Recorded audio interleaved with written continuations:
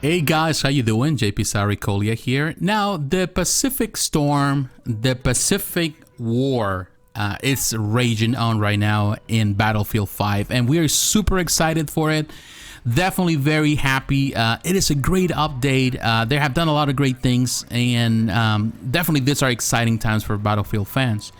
Now, of course, we in this new update that just happened, started last Thursday, and it's been going on throughout the weekend. Of course, now at the start of the week, and there's a lot of it. Of course, there's two maps that were included. I already reviewed that. You can watch that video. But we also have Pacific Storm.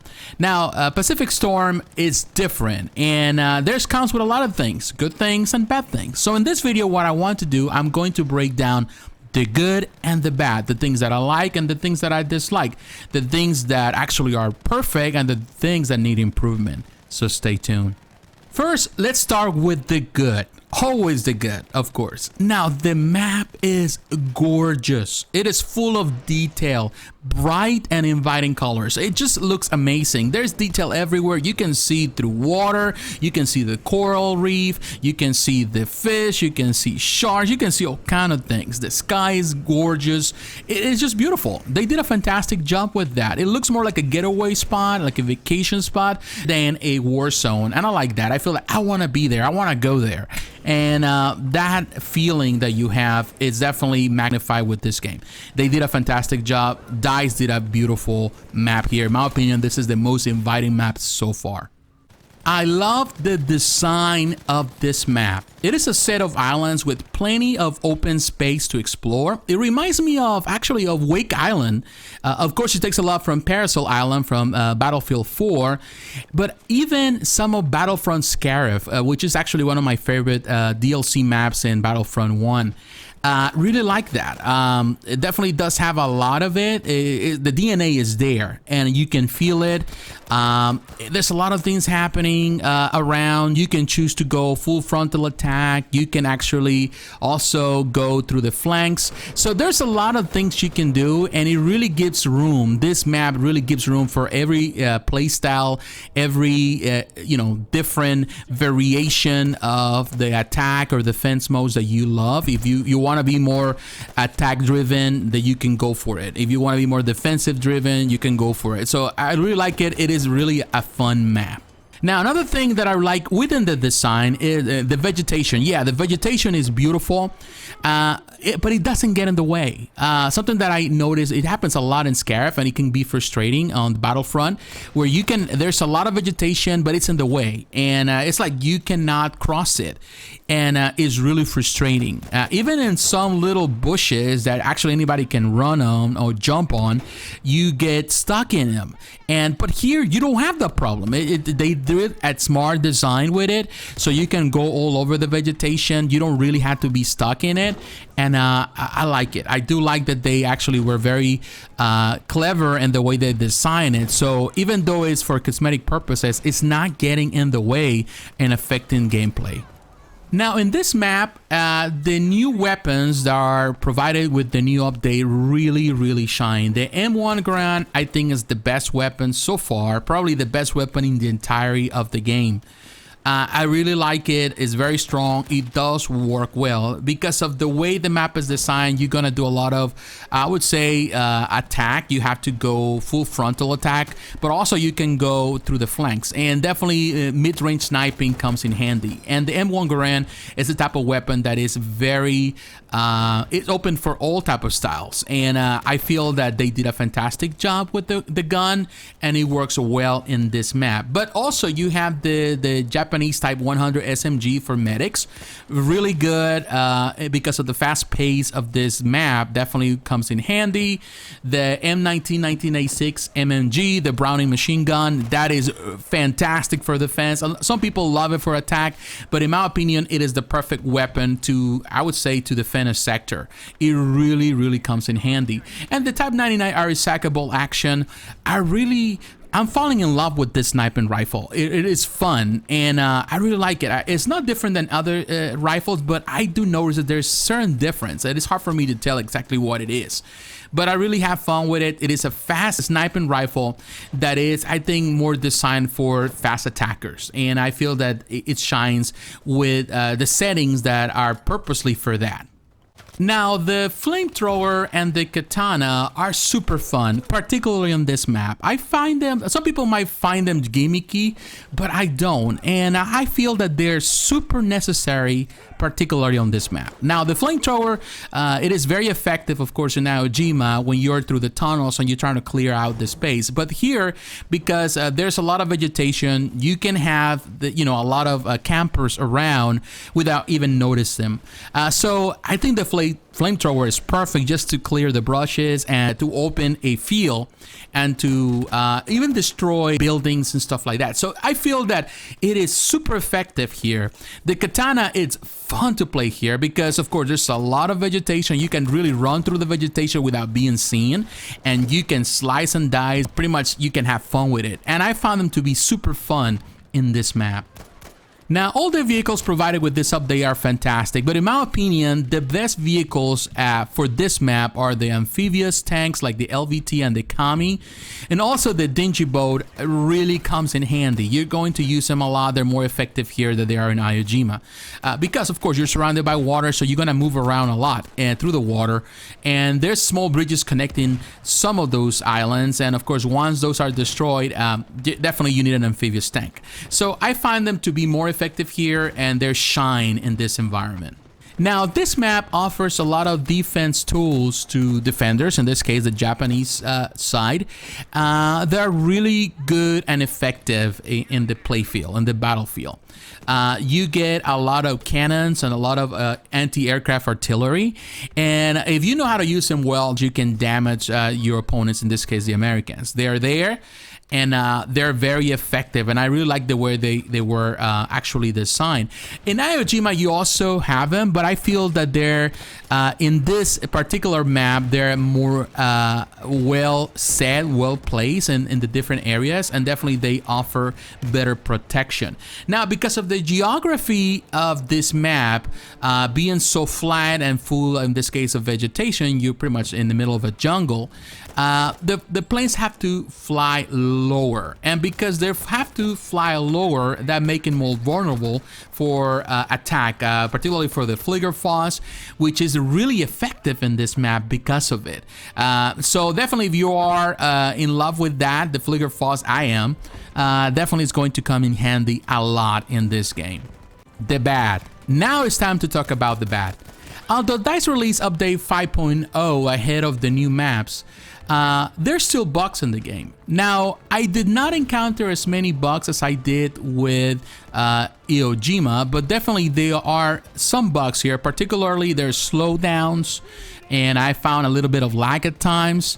It didn't happen all the time, but I encountered a couple of times. And of course, they take away that enjoyment, or they take you from the experience when you start, you start playing. All of a sudden, you start kind of backtracking and things like that. So that's very annoying. I do have fast internet. I don't have a problem with my internet. I don't have a problem with other games. It seems that with Battlefield, I do get more of that, and I think that's pretty much a problem with the server. So definitely, that's something that needs some work on. Now, although I enjoy the beauty of the map and the openness and how wide and big it is, and that you can run around and do all kinds of things, it is true that the map, the size of the map, makes it difficult to defend. There's too much open space, and there's a lot of things going on, a lot of things happening around. So you have to be on your toes at all times. You have to be aware of your left, of your right. There's so many flanking routes, and you have to be very effective. So definitely depends a lot on your playstyle, how aware are you of your surroundings, and also the teammates that you have. If you're effective in defending your sector, then you're gonna have fun. But if not, if you're not being as effective, then definitely you're gonna be teared down to pieces by everything that is happening around. Now, this brings me to the important aspect of it, and I have mentioned this before in other reviews of other maps in this game, that the experience that you have, how much you like the experience, is going to depend heavily on the experience of your teammates. If you have experienced teammates, people that know the gameplay, they know the maps, they are working as a team, you're going to have a lot of fun. Now, if you are playing with people that just got here for the first time, and it happened, of course, we had a trial, so there were a lot of newbies, a lot of noobs, then you're going to have a lot of problems. You're going to have a hard time trying just to defend or even attack. And, you know, this map really helps those that know the gameplay and know the style of Battlefield and they understand the map, but it doesn't help those that do not know what they're doing. So you're gonna see a lot of people running around like, you know, like headless chickens when they don't know what to do. So I found myself having that experience at the beginning of the in this case the update, the first day. It was a lot of fun, a lot of seasoned players playing, so I was really having a lot of fun. Now over the weekend there were a lot of in this case newcomers, people trying the game for the first time, and definitely it was not as pleasant because of their inexperience. But I feel that as time progresses, of course after the trial ends, that's already over, you're going to play with the people that know the game, that understand the game better, and definitely it's going to add up to the fun factor. Although there is a storm in the game, as in Parasol Island, it never feels that it adds anything of value or that it turns the tide in any way possible. I just felt that it is just there for aesthetic purposes, but not necessarily that it really changes the outcome or benefits one side over the other. And I feel that that's just something that it needs to be addressed on. I never felt that there's any type of bullet drop like I felt in Parasol Island because of the power of the winds and the storm and the water and the surge and all of that. It really changes the way you have to play. Sometimes you have to really change your approach to attack or your approach to defense, but it doesn't happen here. It's just there, just I would say, just for the beauty of it, just for the looks, but not necessarily because it's really effective or is really adding value to the game. Now, I want to share this, and as I did on the Iojima map review, I feel that with this map, it really adds up more to my argument. And I feel that it is really time for Battlefield to start exploring, to go beyond the 64 max player count, you know, the 32 versus 32. This map is huge, and because it's so huge, you have to be running around a lot. And I feel that it is time for I would say Battlefield to start exploring the opportunity to really make these battlefields larger in scale, not only by the size of the map, but primarily by adding more players to the count. And definitely that's going to make the experience perhaps more chaotic, but also more fun in a good way. At the end of the day, you want to sell the idea of an invasion, and an invasion means a lot of boots on the ground, and we need that. And I feel that it is time for they would say Battlefield to really try that. I know it's not going to happen with this game, of course, because that it means that a structural engineering change that it's not going to happen. But I would say for the future, I think it's time for I would say DICE to really explore the idea to go beyond that. If Modern Warfare is already doing it with Ground War, I think it's time to really add I would say a larger player count to the different modes.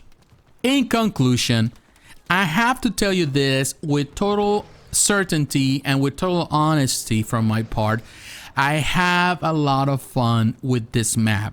To be honest, I really enjoy it more than I did enjoy Iojima. Yes, Iojima is more classic in, I would say, in its approach to Battlefield, and definitely the one that people are going to love the most. But so far, the one that I've been having a lot of fun because it's fast-paced is, in this case, Pacific Storm. I really like it. It is a lot of things you gotta do. You gotta be on your toes. You gotta move fast, and there's a lot of tools, a lot of weapons that you can use to your advantage. It's good for attackers. Defenders perhaps get the harder part of it, but if you're a good defender, if you know what you're doing, and if you are working and playing with people that also are like-minded, you are going to have really a good time with this game. It's really fun. I'm very glad that we are getting to see that. Now looking forward to Wake Island. I don't know, but everything that they've been adding so far has been so good.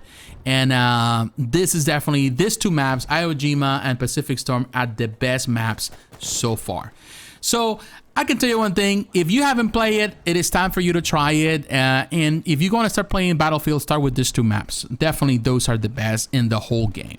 But what is your opinion? Are you having fun with it? Are you playing Battlefield right now? Are you still on the fence? Are you playing Modern Warfare?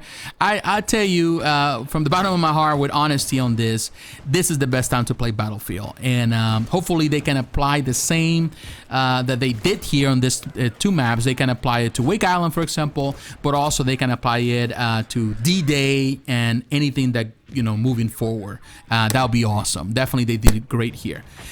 So once again, my friends, thanks for watching. God bless, take care, and I'll talk to you again.